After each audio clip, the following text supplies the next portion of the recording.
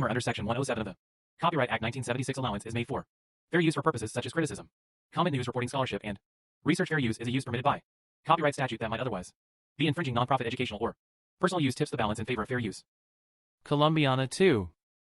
2025. Hello friends, welcome back to my channel. Friends, this is not a movie, this is a full detail review and fact video about this movie. If you want to know about this movie, then you must like this video, because in today's video we will tell you what is its story, which actors and actresses have worked in this film. The director, producer, cameraman of this film is going to talk about them in detail. We will talk about the post-production, pre-production budget, and filming of this film. The star cast of the film will also give details about the supporting cast and production. Guys, if you want to know about this movie, you must watch this video. You will find all the details of this movie in this video. What is the story of this movie? If you like this video, then share it with your friends and subscribe our channel. Colombiana 2 in 2025 has not been officially announced or confirmed by the original film's producers or studios. Colombiana 2 2025 brings back the fierce Catalia Restrepo, portrayed by Zoe Saldana, on another journey of vengeance and justice, following the events of the first film,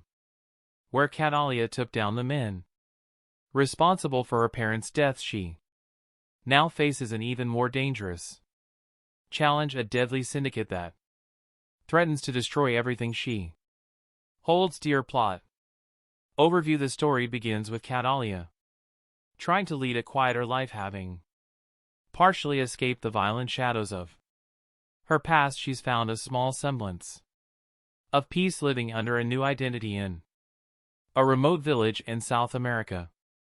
However, rumors of a powerful crime syndicate known as the Silver FWN begin spreading. This syndicate, notorious for trafficking and large-scale corruption, has a reputation for wiping out entire communities that resist them. When the Silver Fawn arrives in Kalia's village, its enforcers inadvertently bring her back into a world she was hoping to leave behind. Kalia's conflict. The Silver Fawn quickly realizes they've made a grave mistake in provoking Catalia, as she is once again drawn into a spiral of vengeance. The villagers rally around her as she becomes their guardian angel and protector, but Catalia realizes this fight isn't just about one village, it's about something far larger. The Silver Fawn has ties with corrupt politicians, international drug trafficking, and even some of her old enemies who have resurfaced to hunt her down. New characters and allies. Catalia encounters a skilled hacker NCO who was once a part of an underground cyber group before being forced into hiding after a run-in with the syndicate. Together they work to expose the syndicate's activities and weaken its network. Nico brings in an additional level of danger, but also emotional complexity, as he begins to see Catalia as more than just a skilled assassin, and Catalia's struggle between vulnerability and survival becomes a key narrative point. Rising tension as Catalia and Nico move deeper into dismantling the syndicate. They face betrayal, loss, and increasingly lethal confrontations. Kalia's dark past is constantly referenced, testing her resilience as she confronts her own violent tendencies. This is not just a battle against enemies, but against her inner demons, particularly when the syndicate's head, a man known as El Alacran, begins targeting innocent people close to her, forcing Catalia into a corner where no one is safe. Climactic showdown. The film's climax brings Catalia face to face with El Alacran in an intense showdown at the syndicate's high-tech isolated compound deep in the jungle. Here Catalia has to fight not only to save herself and those she's come to care about, but also to find some form of redemption. The fight is raw, unforgiving, and shows her full capabilities as she takes down the syndicate's most elite guards, battling for justice and closure. Ending, the film ends with Catalia once again alone, but at peace, knowing she has avenged those who suffered at the hands of the Silver FWN. Nico returns to his underground network with a promise that he'll be there if she ever needs him. Catalia, with scars both visible and hidden, walks into the sunset, symbolizing her endless fight for justice and the price of survival. Overall tone: the sequel maintains the gritty, high-stakes action and intense emotional stakes of the original, with a more in-depth exploration of Catalia's psyche. Colombiana 2 promises to deliver heart-pounding action while diving into questions of loyalty, vengeance, and the cost of a life lived in shadows. Plot for Colombiana 2.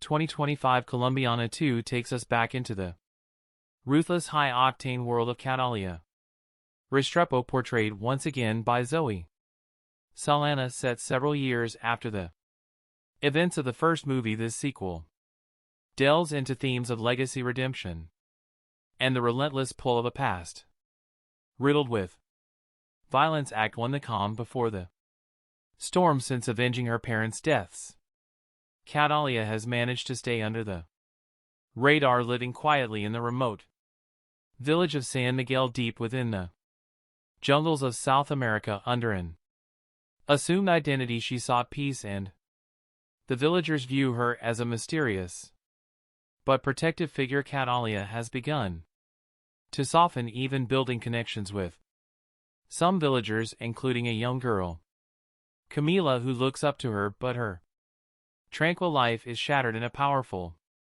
cartel known as the T Silver FWN begins expanding its territory, headed by the ruthless and elusive leader known only as El Auron the Scorpion. The syndicate engages in drug trafficking, arms dealing, and human exploitation. San Miguel is targeted due to its strategic location for trafficking routes, and the cartel wastes no time making its presence known through violence and terror. Act 2: Catalia resurfaces when Silver Fawn enforcers assault San Miguel. Catalia is forced to reveal her skills defending the villagers with lethal precision. Witnessing her unmatched ferocity, the cartel quickly realizes that Catalia is no ordinary resident. Her actions gain notoriety, and El Auron becomes intrigued by rumors of La Tigresa, the Tigress, defend a small village. During one skirmish, Catalia meets Nico, a former hacker from a European activist network footprint, and offers to help her in exchange for protection. Though hesitant to work with anyone, Catalia recognizes Nico's skills and agrees, seeing an opportunity to disrupt the cartel on a larger scale. Act 3: the fight for justice and survival. With Nico's help, Catalia begins targeting the cartel's resources, destroying shipments, intercepting communications, and undermining Silver Fawn's hold on nearby communities. Her actions enrage El Auron,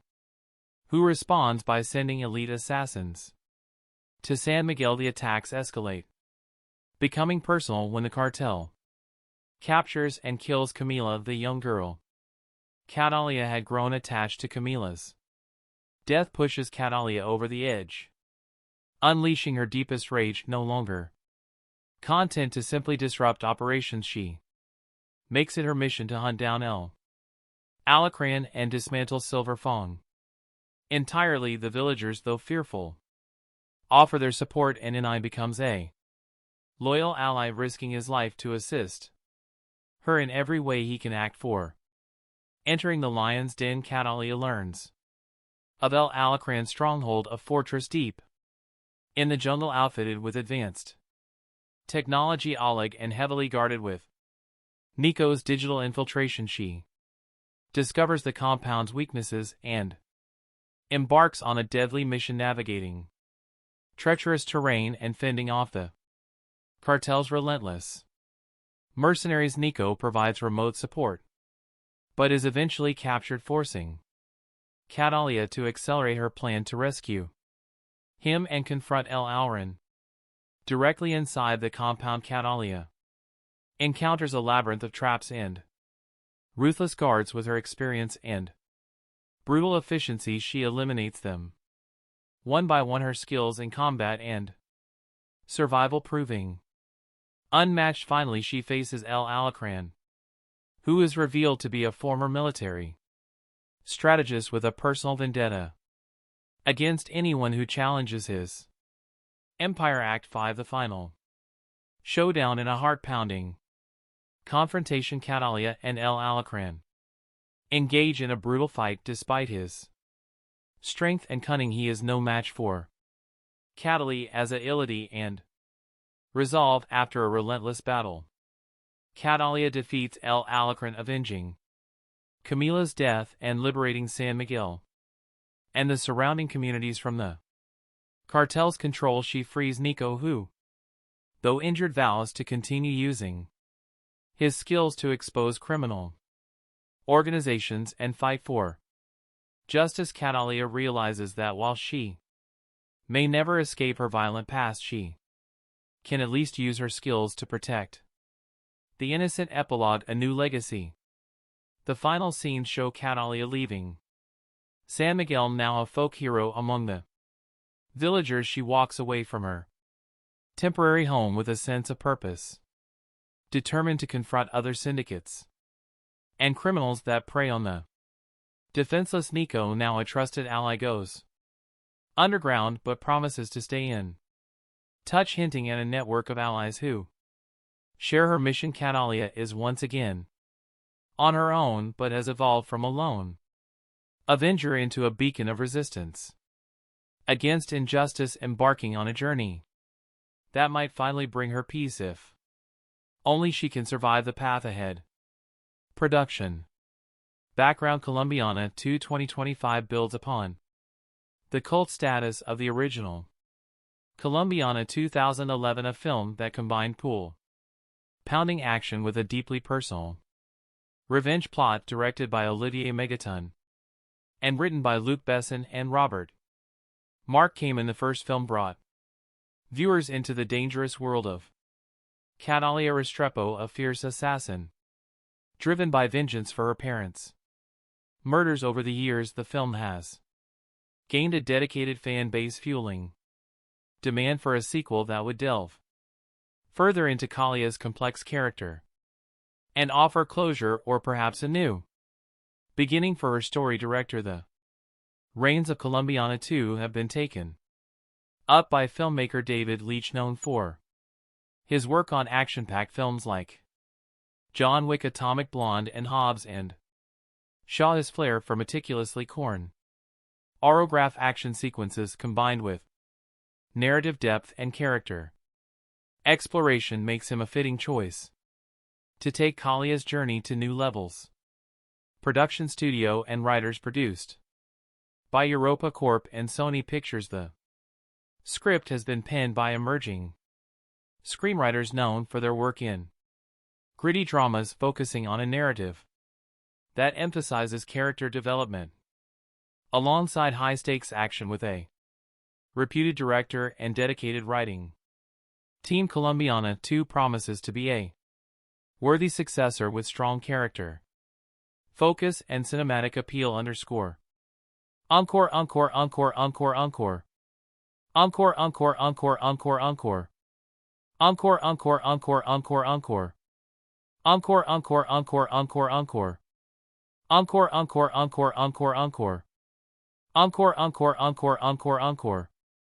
Encore, encore, encore, encore, underscore. Underscore, underscore, underscore. Underscore plot summary and Colombiana 2. Catalia Restrepo, played once again by Zoe Saldana, has attempted to leave her violent past behind, seeking solace in a quiet life in the secluded South American village of San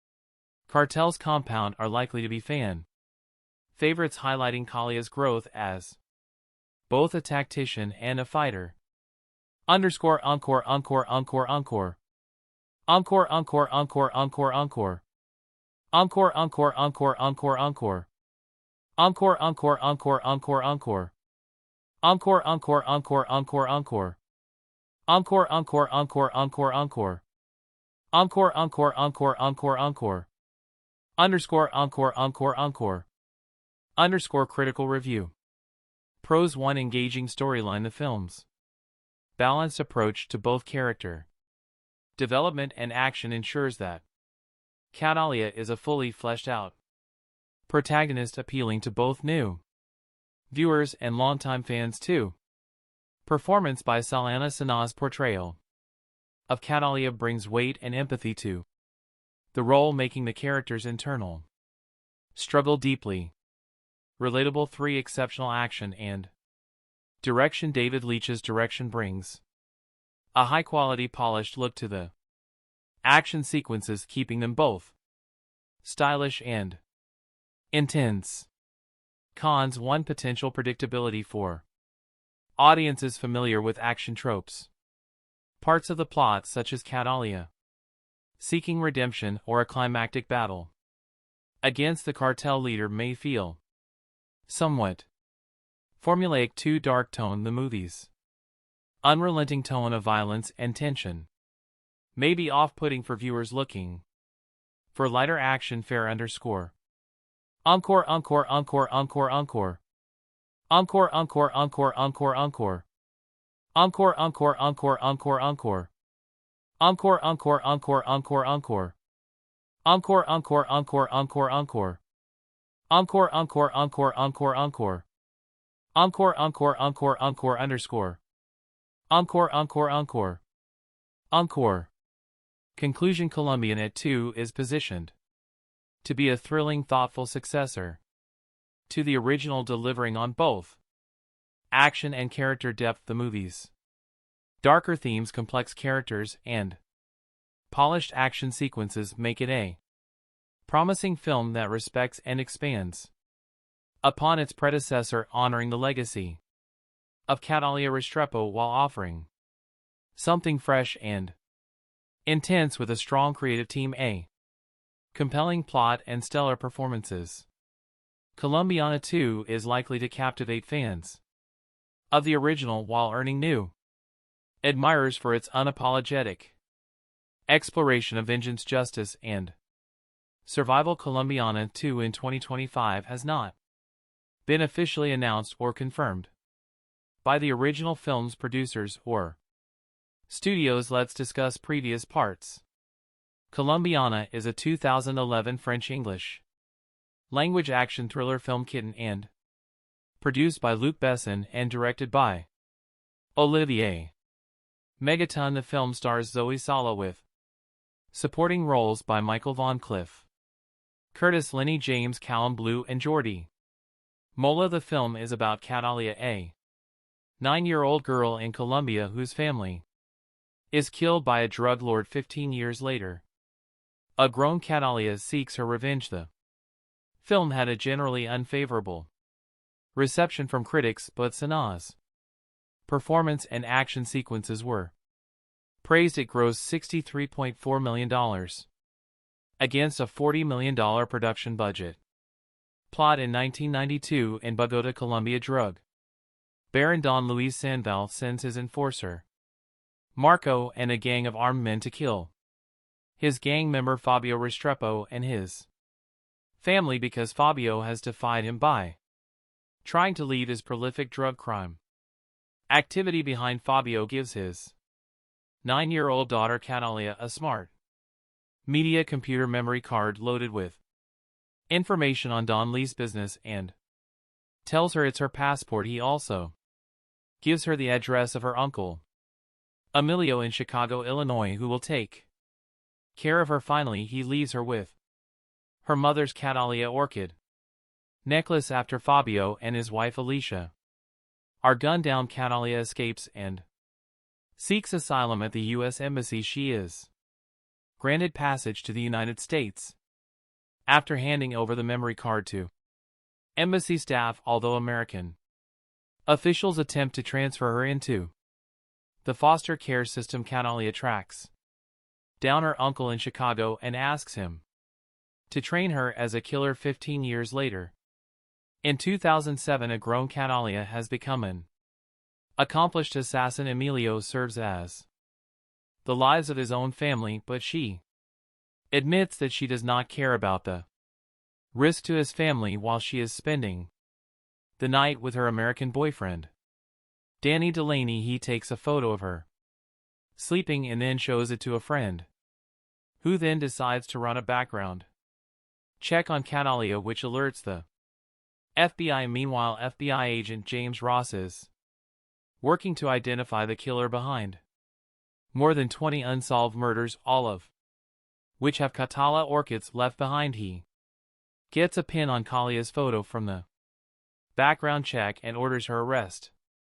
But Catalia escapes and reaches out to Amello, only to find that she has indeed caused the brutal slaughter of Amello and his entire family. She confronts Ross at his home and threatens to kill him and his entire family, forcing him to reach out to CIA agent Steve Richard, who she knows is sheltering Don Lees from the law in exchange for his cooperation with American authorities. When she threatens to slaughter Richard's family, Richard gives her the Don's location. Don Lees learns that Catalia is still alive and organizes his men to kill her, but she ambushes them first and wipes out the entire gang, including Marco. Don Lees flees and swears revenge. Catalia, having planted her specially trained attack dogs in his escape vehicle, orders them to eat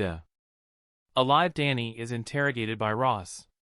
Catalia calls him from a payphone. They talk briefly before Ross grabs Danny's phone, but Catalia hangs up, leaving town. On a bus, casts Zoe Saldana as Catalia, a contract killer who seeks revenge when her drug-dealing father and mother are murdered by their criminal associates. Jordi Mola as Marco, Don Lees main enforcer and the man who executed Calia's parents while she watched Lenny.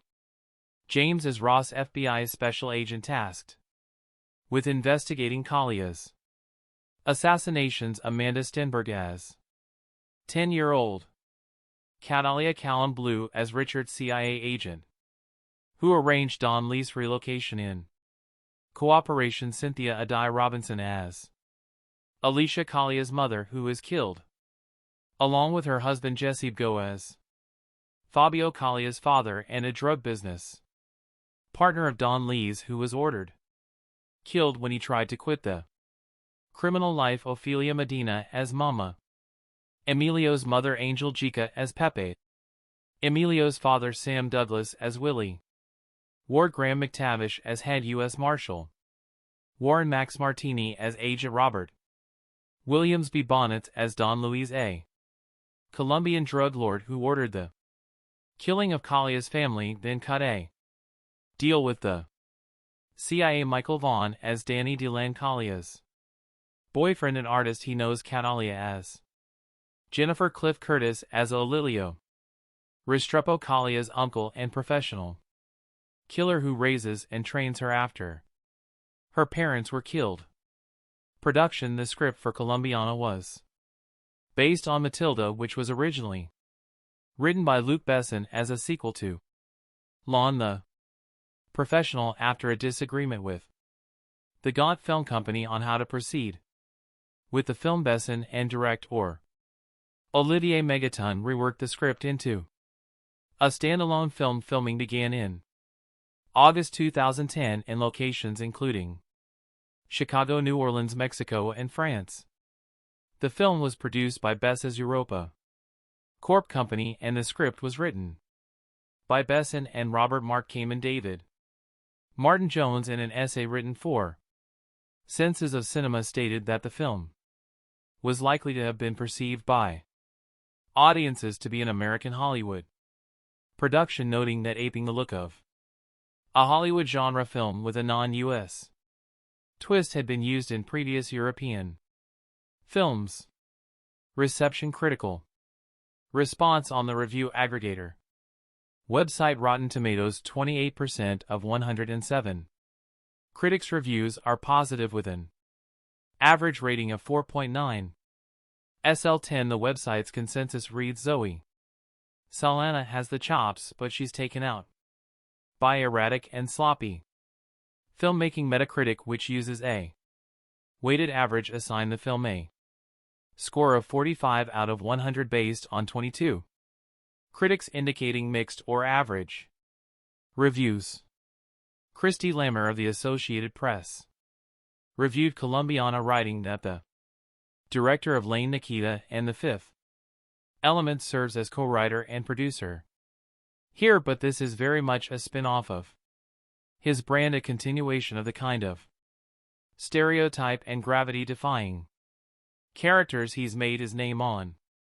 Colombiana feels more hammy and muscular, though, but knowingly so, and that's what makes it solid late summer escapist fun.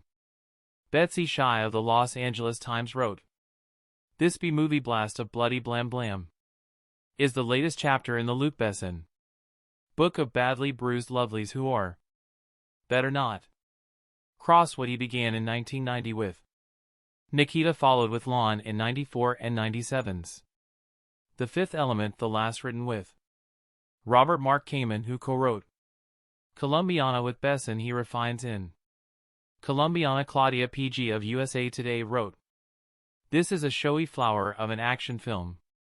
Sanaa doesn't get much of a chance to emote, but her action skills blossom."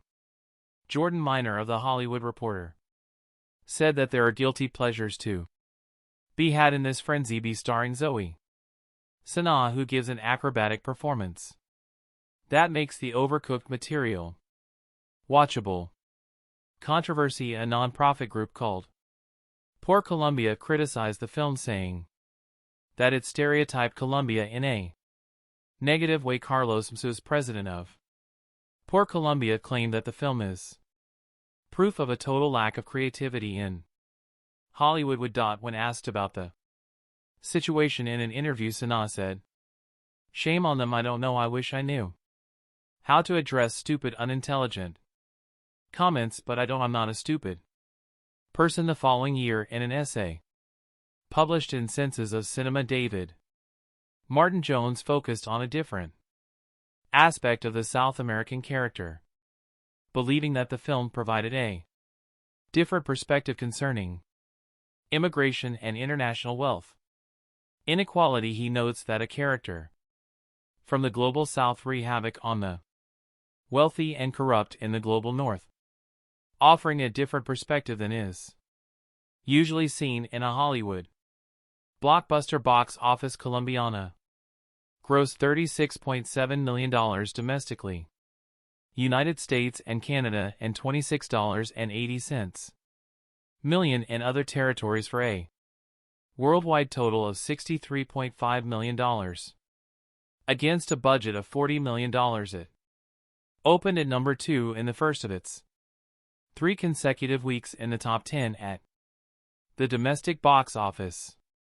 Sequel at the 2015 See Europe, when the production house Europa Corp announced upcoming films. It mentioned that Colombiana 2 was in 2011. A part of me wants to agree with him, but another part wants to blame the lack of quality of Hollywood's action blockbusters for this regrettable situation, and the latter part is talking louder to my conscious brain. I don't really care about things blowing up all over my screen if there's no John Mlan walking through the wreckage to be there on time to pick up Holly and the kids. I had high hopes that Colombiana wouldn't buy into cheap thrills after seeing the trailer. I always fancy female action movies, as they are a nice change of pace from the male angst-ridden bullet fests I usually watch. Despite being technically sound, Colombiana did not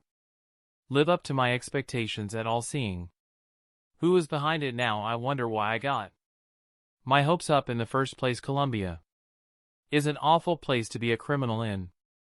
Olivier Megaton's movie working in Bada's drug market is like working public function in the US.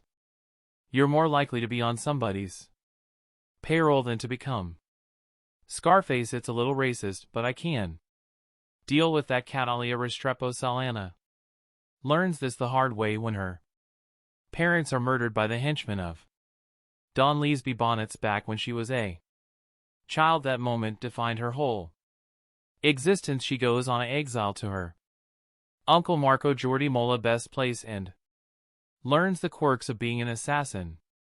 By the time she turns 24, she is a stone cold, highly skilled professional who works for her uncle, but she is devoured by her need for vengeance. All of her life has been building up that moment where she would cross path with Don Luis again. I have two main problems with Colombiana. First of all, Catalia Restrepo isn't exactly a female protagonist as much as she's a male fantasy. She's sexy, athletic, performs killings worthy of Sam Fisher's admiration, without calling back or almost asterisk, and devotes her life to kicking ass and taking names instead. Sando, this movie really messes with my suspension of disbelief. While the action is slick and well filmed, there were many of those wait a minute moments where my good intentions towards Colombiana were seriously challenged. For example, that escape she made from Don Lee's gone through the streets of Bogota, where child Catalia Amon Lostenberg looked like an Olympic hopeful for the gymnastics team more than your average privileged 9-year-old. I can believe a 9 years old to be savvy and streetwise, but being actually more savvy and streetwise than seasoned killers that are plot relevant. Asterisk, come on, it's bad and it's just one example. It's sad and very frustrating because Colombiana has its moments, some scenes gripping and beautiful. For example, towards the beginning of the movie, Catalia is going on a job in Mexico where she was to eliminate a fraudulent banker type. It's one of the best filmed action sequence I've seen in 2011. The way it's scripted, the way the tension goes up, it's brilliant. There are a few of those scenes in Colombiana showing that this story had potential. I know I'm asking much of the Olivier Megaton Luc Besson team, who has provided us great movies like The Transporter 3, while Besson used to write good movies. The Fifth Element, the Taxi series, the last decent script he wrote was for Taken in 2008, and a keyword here is decent. I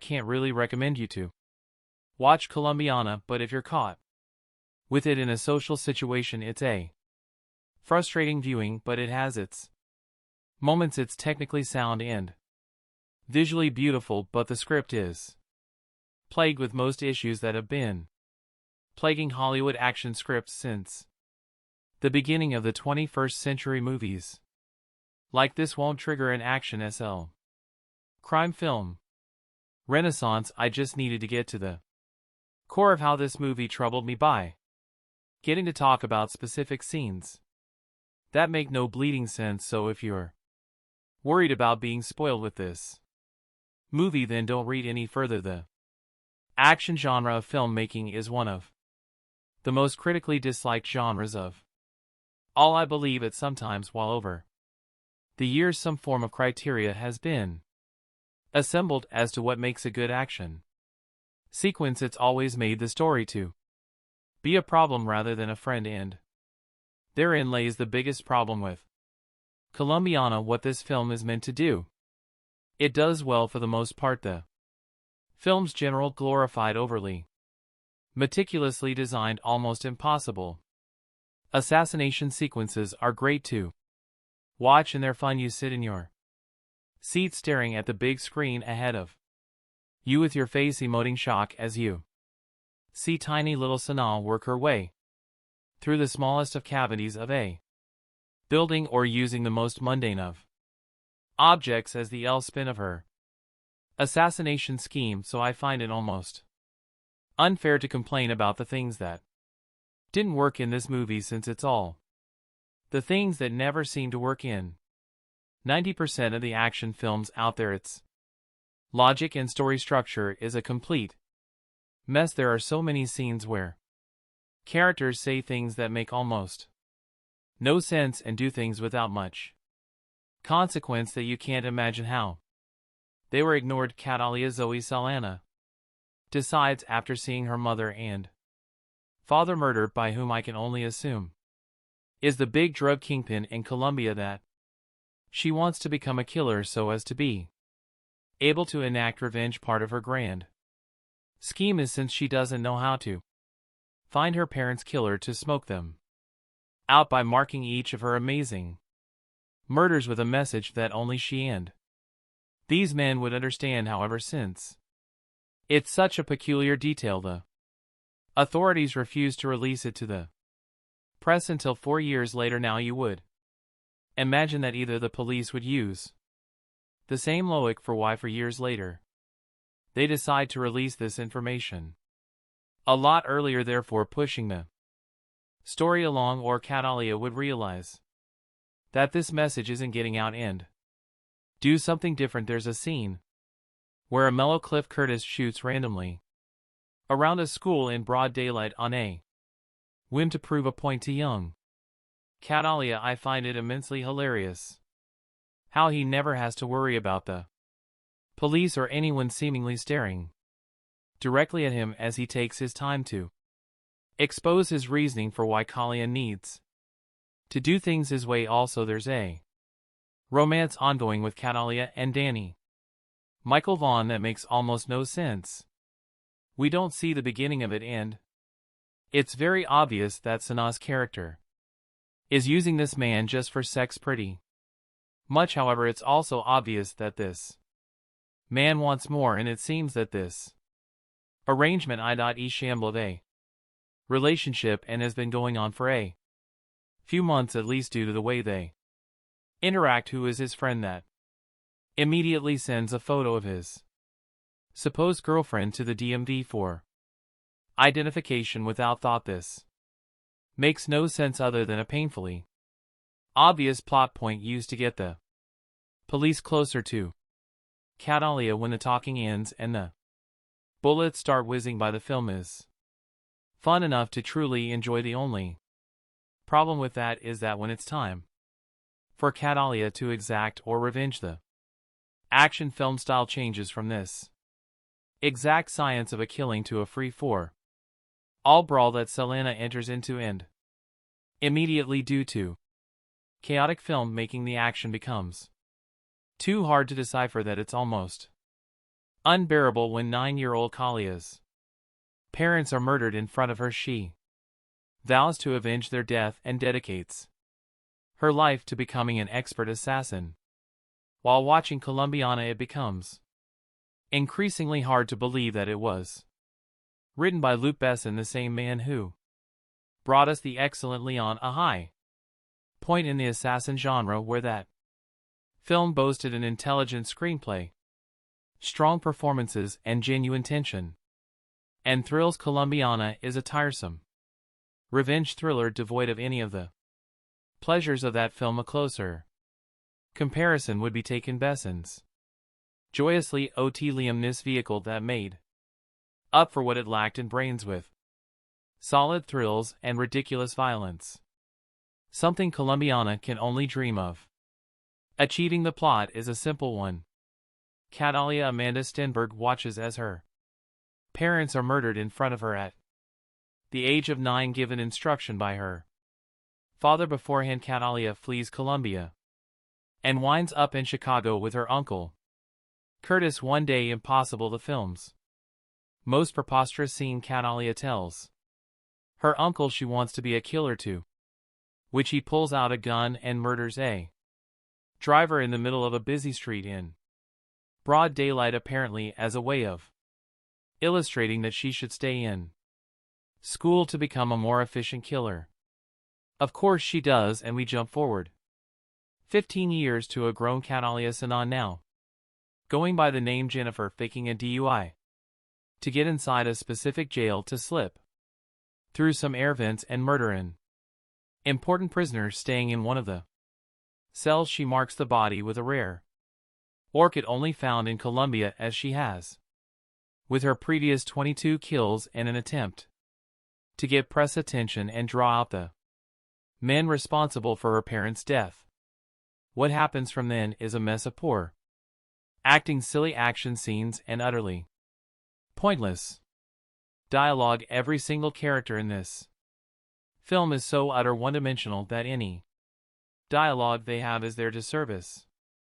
The plot and nothing more. The only attempt to flesh out any character comes through a horrendous subplot involving Michael Vaughn as Danny Kalia's casual lover, who fills the archetypal woman's role of pining after the mysterious, emotionally detached assassin. The scenes between the two are so poorly handled by all involved that they just come across as funny. The turgid love scenes aren't even the worst thing in the film. One terribly directed fight scene trying desperately for Bourne-style grip sees Catalia facing off against her arched nemesis with a towel and two toothbrushes. There are numerous scenes of the FBI using computers that can seemingly perform miraculous acts of searching and matching data in a split second, which even becomes pivotal to the plot on more than one occasion. The final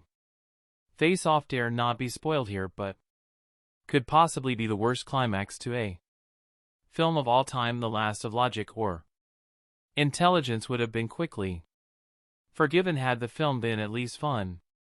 Where Taken succeeded was by not taking itself too seriously, keeping the plot simple and making sure Nissan always had a badass one-liner to hand. Colombian has seemingly aims a lot higher but fails miserably, ending up a paste mess with a lead who really isn't all that likable or interesting. It's kind of hard to root for a woman who at one point smashes her neighbor's face into a table for no apparent reason and seemingly blows up his apartment, presumably killing him in the process just to escape. The FBI Saldana must have thought this was a great idea, a strong female lead, and maybe even the beginning of a franchise. The end result isn't a complete career killer, but is definitely a step backwards. Olivier Megaton, fresh off his English language debut, The Transporter 3, hardly showers himself in glory either. The film is bathed in the same vaguely green hue that C seems to have become the Goa for stylish thrillers, and the action scenes are so badly cut together it's hard to really tell who's hitting who, and if you even care anyway after witnessing the brutal murder of her parents at the hands of Colombian drug lords. Catalia Zoe Saldana grows up to become a ruthless assassin bent on revenge. That's the plot of Colombiana in a nutshell, and to be honest, there isn't much more substance than that to the story. At the core, the story is like Leon Light, essentially an empty version of the same plot carried further. Lucky for you, there is some solid ass-kicking action to back up what the script by Luc Besson and Robert Mark Kamen lacks. Colombiana is strongest in the opening.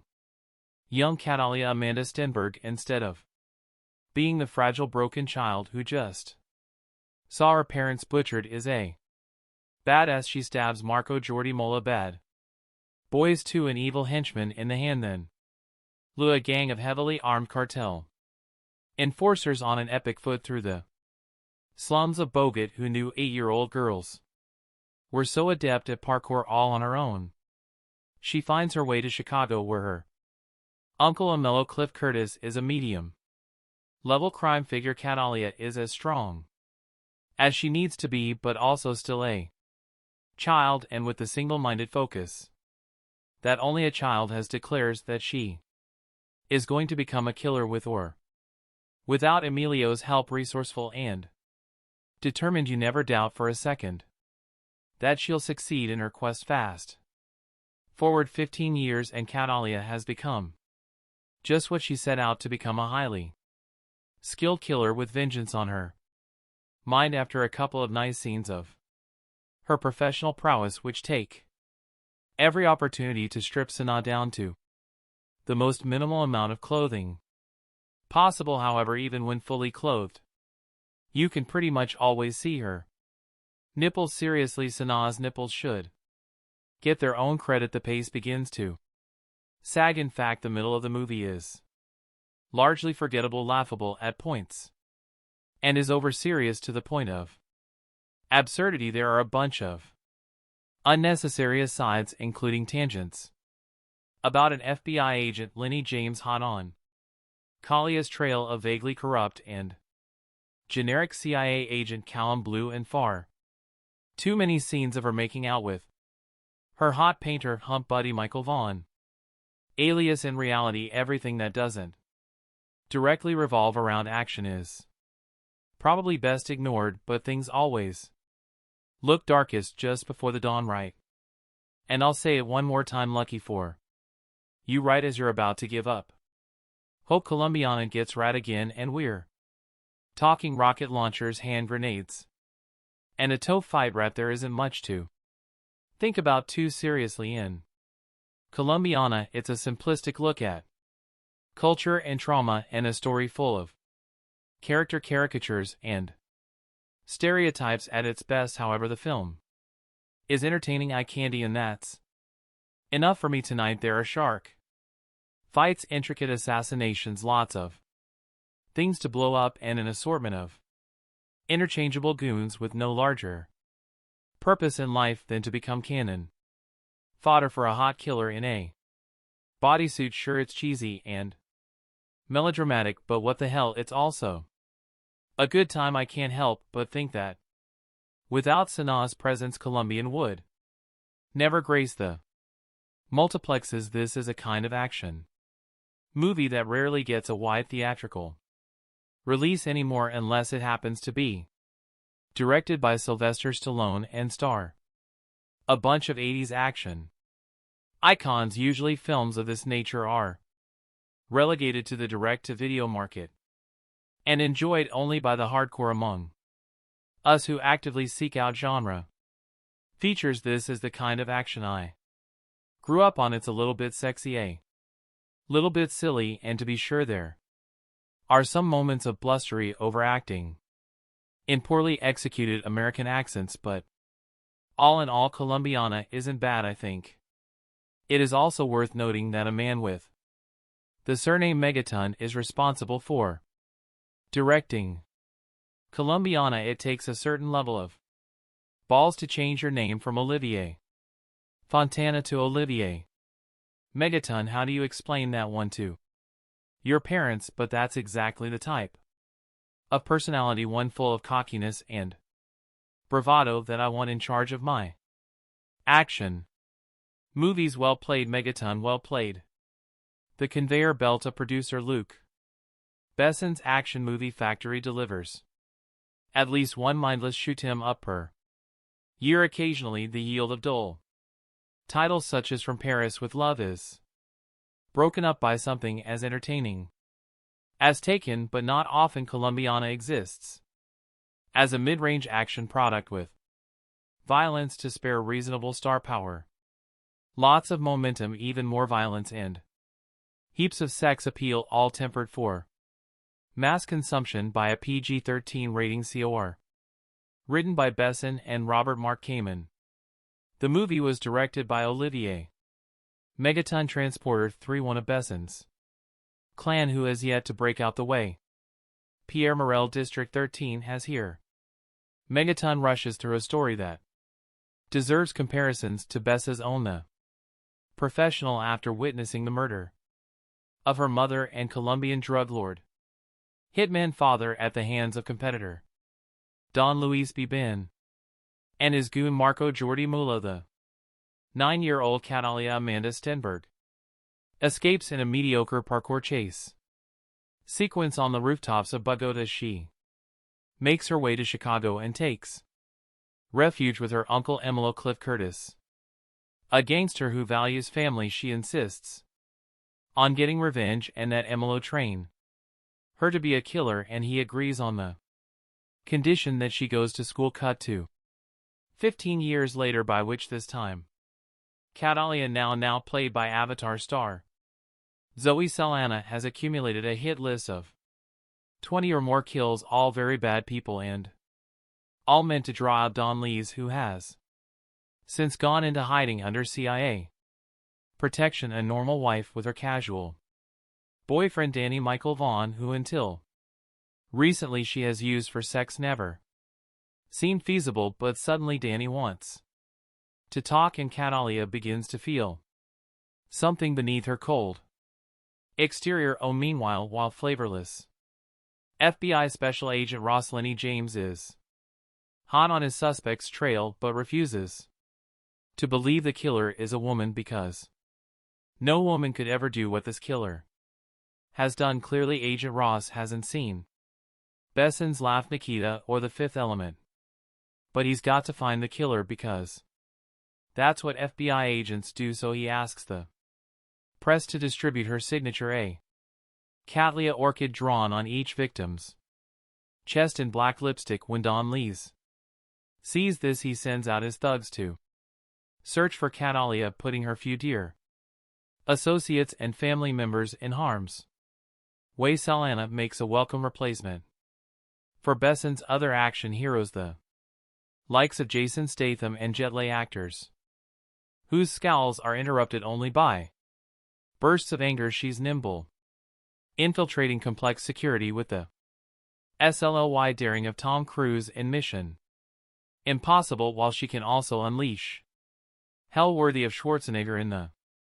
finale's commando-style shootout. But rather than question the morality of her cold-blooded killer, Megaton orders Sana to shed a few tears and morally redeems her character through emotion. She is, after all, a woman and therefore subject to movie stereotypes such as sentimentality, but Besson did not choose a female protagonist solely to show a sensitive side, despite a number of sappy scenes involving Kalia's family and boyfriend. The movie's sexy chick with guns concept reaches its height when the protagonist escapes an FBI raid with little more than her undergarments and a massive assassin's rifle, the only obvious cliché missing from the overcooked Colombiana is an androgynous female villainess to rival Sana in the 1980s. Such a role would have been played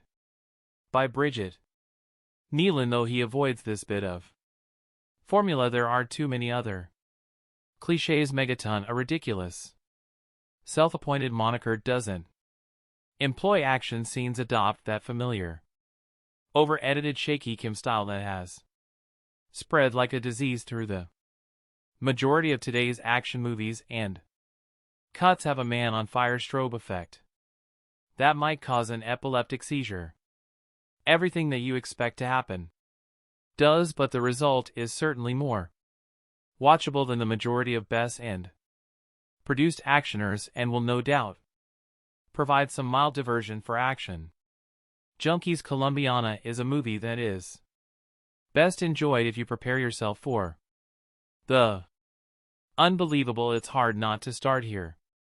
When within the first 10 minutes of the movie I noticed a handful of things on the screen that I just thought were outright unbelievable. I got the impression that the filmmakers were making this movie for someone who doesn't have much common sense or a grasp on reality, or can just forego such things in the aspiration of entertainment. There are scenes in this movie that are so blatantly exaggerated that you can't help but feel borderline insulted by the writers for even conceiving the idea, let alone thinking that an audience will accept any unrealistic scenarios just for the purpose of progressing the story. Let me try to better explain. Those moments when you watch a movie and you just see a character do something so stupidly counterproductive to their own Survival that you just rest your head in your hand until it's over. That's pretty much sums up the entirety of the opening scene of Colombiana. It's one thing to manufacture the progression of the story, but it's another thing to use and write characters as tools while they defy basic logic and common sense. For this purpose, I don't like the use of dumbed down characters just for the sake of story progression, and I think it's a piss poor way and excuse to progress the story of a movie. Colombiana does have some redeeming qualities, as there were a few times I would have believed that I was watching a movie created by a young and lesser experienced Michael Bay, with all the flash, eye candy, and explosions to complement the movie in the usual Bay way. Colombiana tries to mimic the action of some of the best revenge movies of our time, and at times actually pulls this off pretty well, but there are times when you notice that there's room for improvement. There are a few scenes where you can truly become immersed by the action and cinematography in front of you and how the movie progresses, and there are times when this movie hints at having a level of wit and intelligence that captures your attention in such a way that the movie truly picks up and hints at better things to come. You'll follow along with Katala as she scales buildings, ventilation systems, creeps down hallways in a sexy and feline fashion that delivers a cool mix of DC's Catwoman and Metal Gear's Solid Snake. Her intelligence in the art of espionage and her tactics really add to a level of entertainment with the entire movie, as you see her systematically and intelligently take on or assassinate an individual in the most ludicrously guarded places. You'll definitely have a few moments that make you sit on the edge of your seat just to find out how she actually pulls off these stunts and how she eventually makes a mistake. Zoe Saldana channels her best Angelina Jolie in this movie. Seriously, she has the effeminate, feline, and seductive down to a science, and produces a performance for a character that's an amalgamation of Lara Croft, Evelyn Salt, and Fox. But you can't help but feel that the creators oversexed this movie to compensate with the weak writing. Thankfully, that is in fact the case, as her sex appeal reaches new heights in this movie while tiptoeing around any actual revelation of nudity. The film still delivers plenty of the sexiness that voyeurs will still have their rewind moments and post on the internet what minute mark to tune in for other perverts. Overall, the movie is a mindless action platform to introduce and test Zoe Saldana as a draw and leading woman. She's definitely shows that she's capable of both, despite the inherent weaknesses throughout the film without much fault of her own, and I'm very much looking forward to seeing her continue to establish herself as a leading woman in sex symbol. The movie had me upset at the thought that I watched this in the theater and would recommend that others instead wait for a home release, but overall this movie is definitely worth a viewing at least once. The Olivier Megaton directed Colombiana may not be the brainiest of actioners, but one of the merits of producer Luc Besson's latest brainchild is that fanboys worldwide will come away with a scrap of horticultural knowledge as well as a pretty good time. Sexy vengeful contract killer Catalia, a feline. Zoe Saldana is named after a Colombian orchid species, signing her victims with a lipstick drawing of her floral namesake. Solidly produced, if slightly generic English language pick should do. Mid-range biz in France, where it bowed July 27th, and OK number stateside, where it goes out August 26th, rather than adopting a tired flashback heavy approach. Megaton and screenwriters Besson and regular collaborator Robert Mark Kamen let Kalia's childhood trauma play out up Front in an audacious half-hour prologue. Said in 1992. Bogut's still a little girl, Catalia Amanda Stenberg witnesses the assassination of her next of-kin by crime boss Don Luis B. Bonnets and his vicious right-hand man. Marco Jordi Mola. Catalia decides she wants to become a killer when she grows up so she can properly exact revenge on Luis Marco and their gang 15 years. Later played by Sana, she's a pretty impressive contract killer, working for her Chicago-based uncle, Amello Cliff Curtis. The first assignment odds get to see her in is an elaborately staged hit inside a prison, intricately staged and executed 10-minute plus set piece that reps one of the pic's two action highlights. The second is a mano-mano fight in a Henda bathroom, an intentionally messy sequence that injects a welcome dose of reality and real danger into the proceedings, something lacking in the film's more bombastic and generic shootouts and explosions. Much of the viewer's investment will depend on his or her concern for Kalia's plight, and this is where Sana's contribution is key. Despite being a ruthless killer with a killer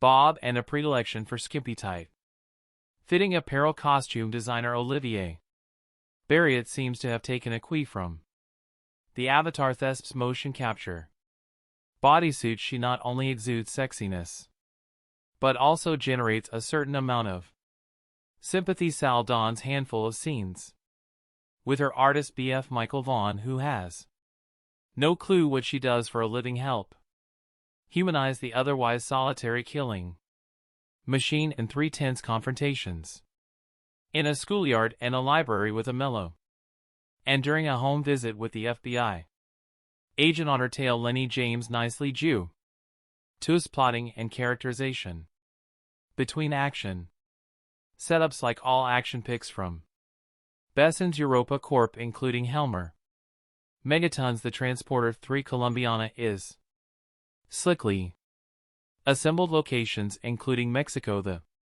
US and France, and Patrick Duran's production design are expertly showcased in Romo Laura's dappled widescreen lensing, editing, and score are unobtrusive. The work of stunt coordinator Michelle Julian taken the Transporter films and fight choreographer Alan Figlar. The Bourne Identity Largo Winch is pro but has a greatest hits feel rather than its own identity. Remember You Read It Here first. A Star is Born. Amanda Stenberg steals the entire film, which isn't bad considering she's only 10 years old and is on screen for only the opening 15 minutes or so.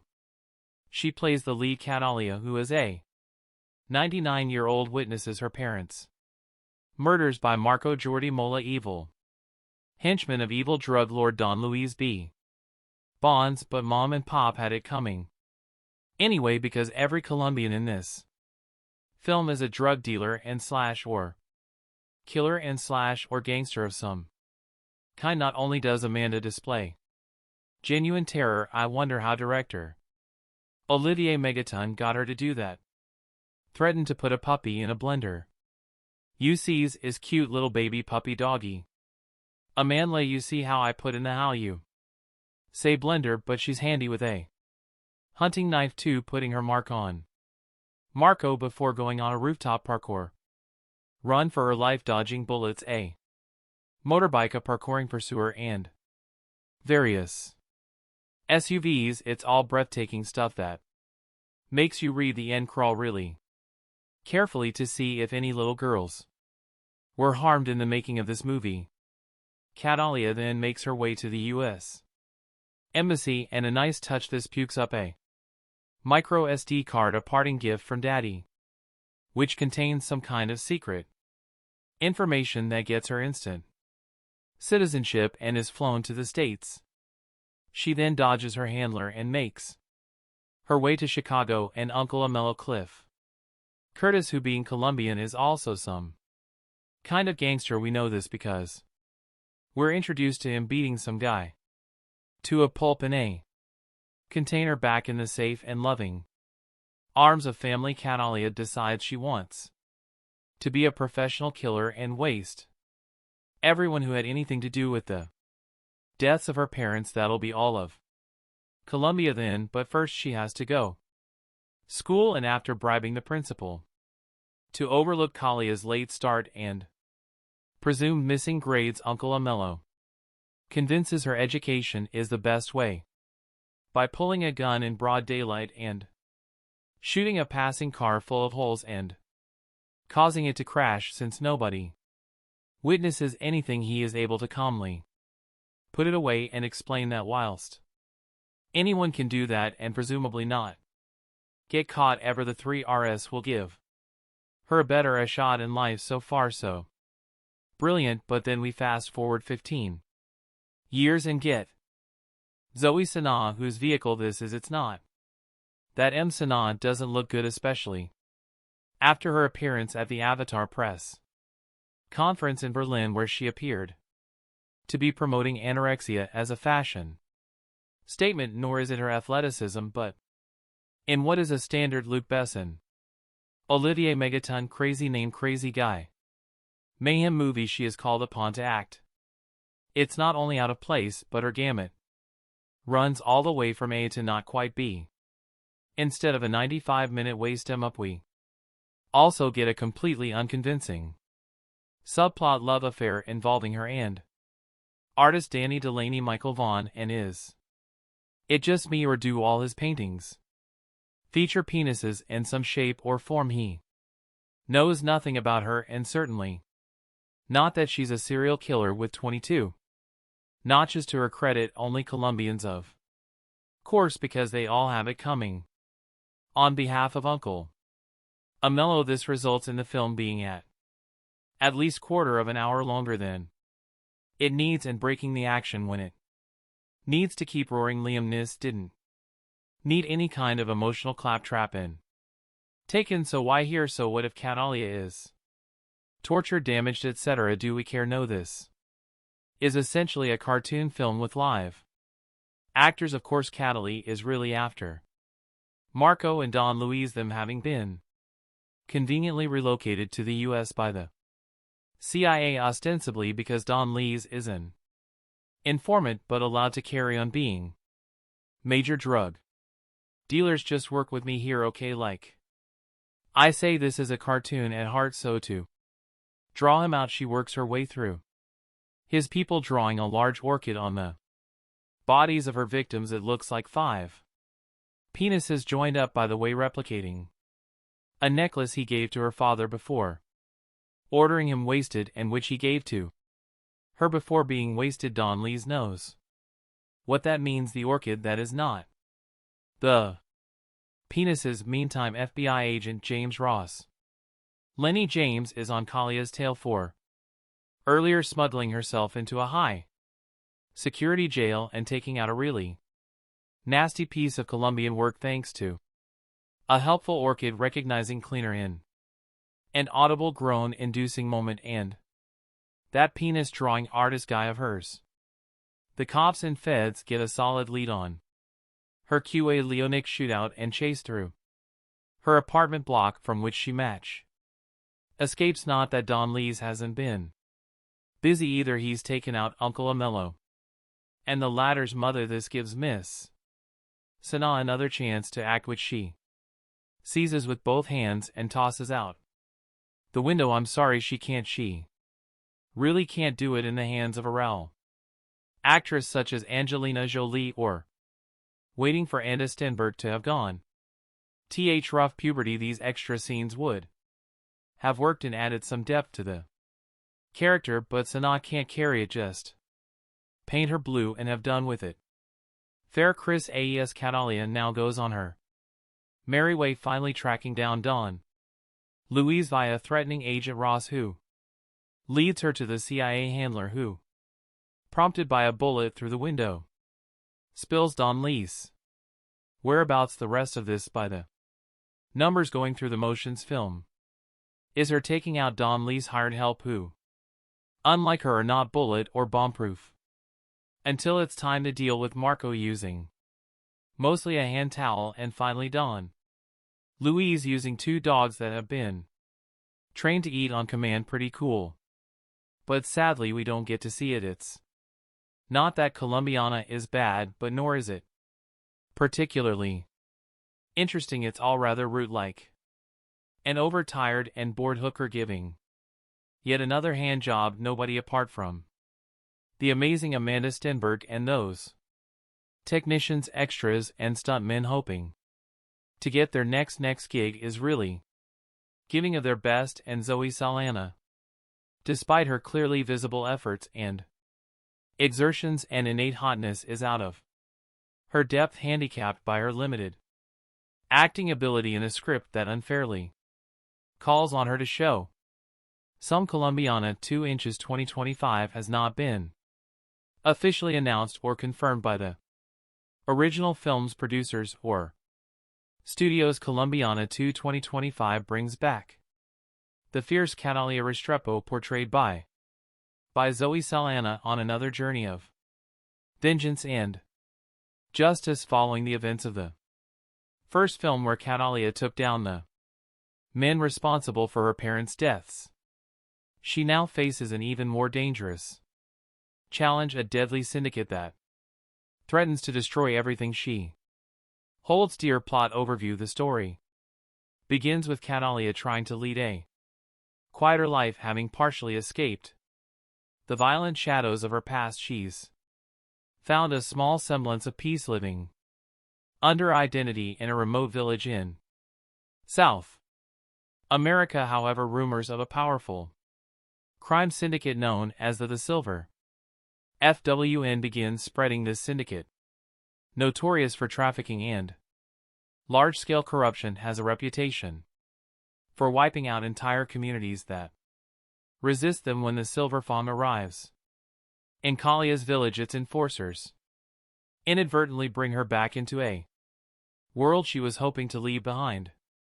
Kalia's conflict: the Silver Fawn quickly realizes they've made a grave mistake in provoking Catalia, as she is once again drawn into a spiral of vengeance. The villagers rally around her as she becomes their guardian angel and protector, but Catalia realizes this fight isn't just about one village, it's about something far larger. The Silver Fawn has ties with corrupt politicians, international drug trafficking, and even some of her old enemies who have resurfaced to hunt her down. New characters and allies: Catalia encounters a skilled hacker, Nico, who was once a part of an underground cyber group before being forced into hiding after a run-in with the syndicate. Together they work to expose the syndicate's activities and weaken its network. Nico brings in an additional